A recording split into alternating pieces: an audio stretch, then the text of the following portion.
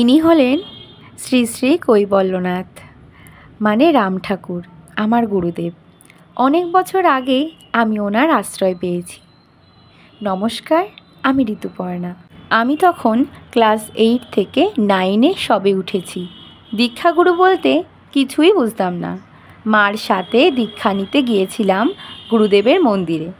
আর তারপর থেকেই মাঝে মধ্যে আমি শুনতাম লোকমুখে, এত তাড়াতাড়ি কেউ দীক্ষা নেয় নাকি, আরও পরে নিতে পারতিস।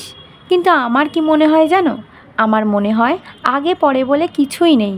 গুরুদেব চেয়েছেন বলেই হয়তো ওনার চরণতলে আশ্রয় নিতে পেরেছি।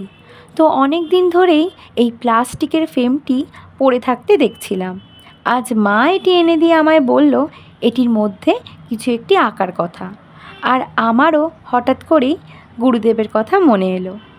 আঁকাআঁকি আমি অবশ্য করি, তবে আজ অবধি কোনোদিনও গুরুদেবের ছবি আঁকার সুযোগ পাইনি। মার কারণেই সুযোগটি আজ পেলাম। গুরুদেবের ফটোটি আমি কলকার ওপর রেখেছি। আর দেখো, তোমাদের সাথে কথা বলতে বলতে আমার কিন্তু আঁকাটি প্রায় কমপ্লিটই হয়ে গেছে। তোমরা দেখে বলো কেমন হয়েছে।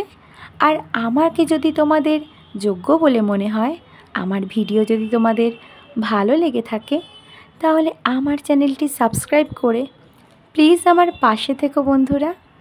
সবাই ভালো থাকবে, সুস্থ থাকবে। ধন্যবাদ।